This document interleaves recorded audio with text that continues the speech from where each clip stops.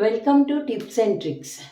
See, today let us learn a very important topic, figures of speech. See, normally these are used in a poem to give a greater effect or sometimes to maintain the rhyme scheme. So, let us learn about them. See, the first one is simile. The spelling is Simile. Simile. Simile is direct comparison. It is direct comparison. See, normally simile as or like will come. In simile, as or like. See, Gopal is as tall as Ram. So here the direct comparison is there. Gopal is as tall as Ram. This is simile. See, she is, she looks like her sister, or she looks like her mother. So this is when the like comes, it is she looks like her sister or she looks like her mother. When like as comes, it is a direct comparison, simile, okay, figures of speech. Now, after I explain all the figures of speech, let us take each and every poem and list out the figures of speech from it, okay. The next comes to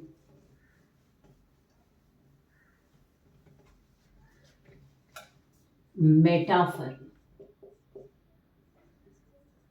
Metaphor, okay. Metaphor is the indirect simile. So if you want me to tell in a nicer way, simile has as and like. Metaphor, in the metaphor, there are no words like as and like. For example, life is a dream. Life is a dream. This is metaphor. Here, life has been compared indirectly with a dream. See, they say in metaphor is indirect simile. Okay. Life is compared with a dream. Life is a dream. So this is an indirect comparison. So therefore, it is metaphor. And the camel is the ship of the desert.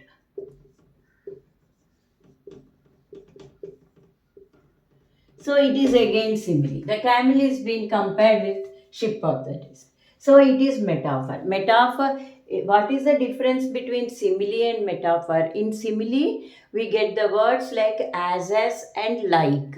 He is like his father. So, whereas in metaphor, we don't get those words as and like. Life is a dream. Life has been compared with dream. So, this is metaphor. Next comes to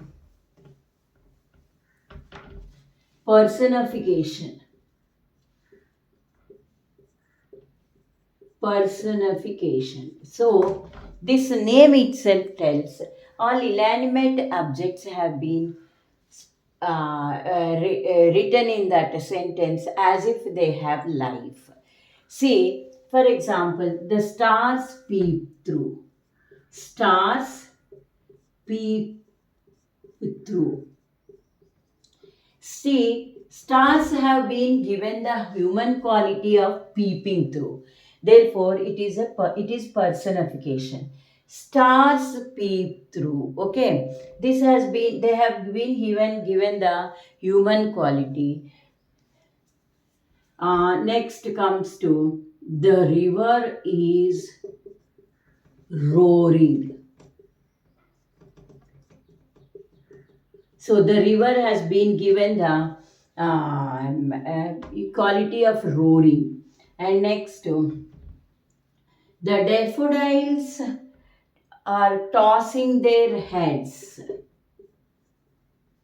Daffodils are tossing their heads.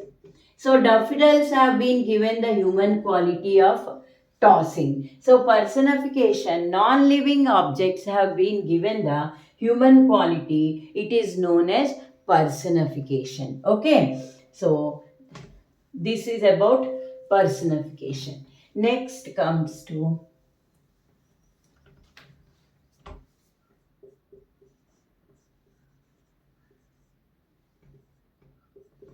hyperbole. Actually, the spelling is like hyperbole, but the way we pronounce is hyperbole. Hyperbole. See, hyperbole is nothing but overstatement. Overstatement. Hyperbole is overstatement, and you exaggerate and tell things. I need 100 hands. I need 100 hands to wash my face. I need 100 hands to wash my face. It is an overstatement. We don't need 100 hands to wash our face. So when there is an overstatement, we call it as hyperbole. The spelling is hyperbole, but pronunciation is hyperbole. I need 100 hands to wash my face. I need 24 hours to cook food. We don't need 24 hours. It is an overstatement. So this is about hyperbole. So next comes to antithesis. Antithesis. Antithesis. This is a very interesting figure of speech. See, antithesis, opposite words are placed one after another. What is antithesis? Opposite words are placed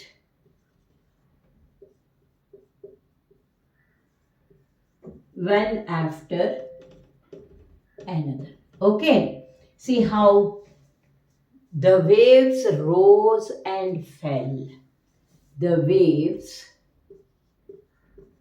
rose and fell.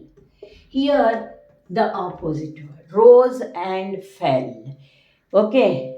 So when the waves rose and fell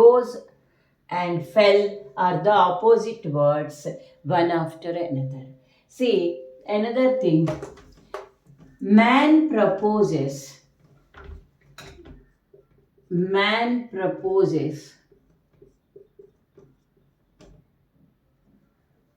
God disposes. These are all the propose, dispose. Opposite words are placed one after another. Okay, I went up and down. I went up and down.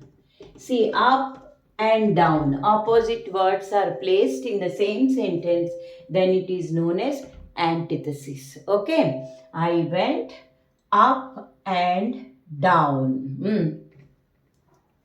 Okay, these are when opposite words are placed one after another, it is known as antithesis. So, inversion.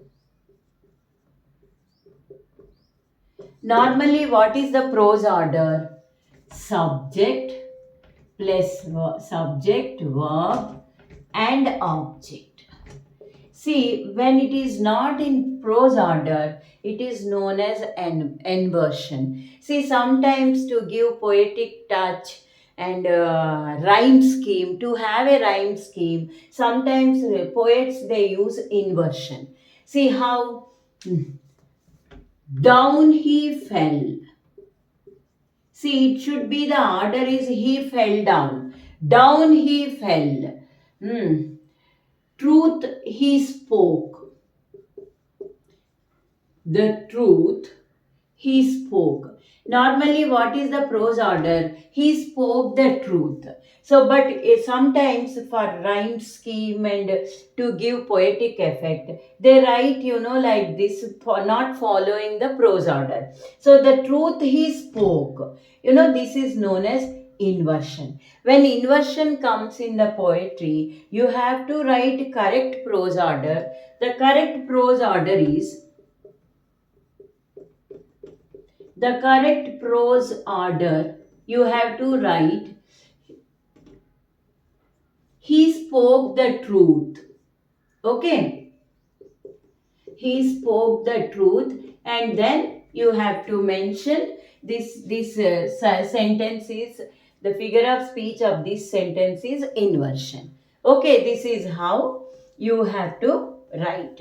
Next comes to, inversion is over. Climax. Climax, figures of speech. Okay, when do we call it as climax? When the actions are in ascending order. Climax is when the actions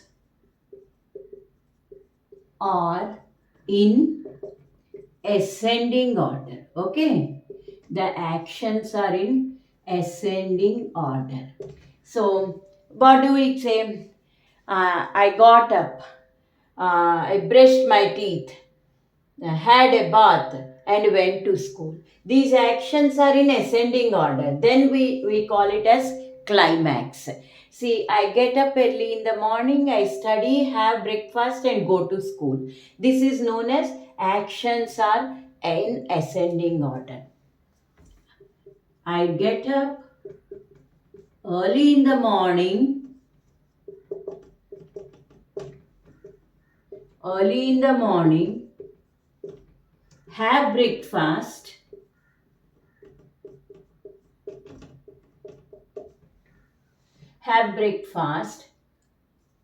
and go to school.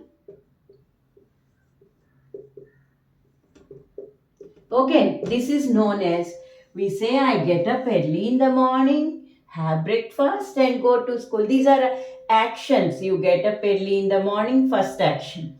Then breakfast, second action. Third action is going to school. This is, if we actions are in ascending order, this is known as climax. Okay. What is the opposite of climax? Anticlimax. Anticlimax. So when the actions are in descending order, see, just opposite of climax. When the actions are in descending order, then it is known as anticlimax. For example, yesterday I went to bed early in the night. I went to bed early. Before that, I had my dinner. I had my dinner.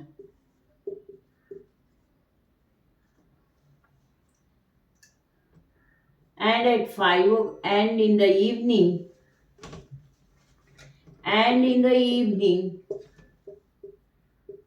went for play.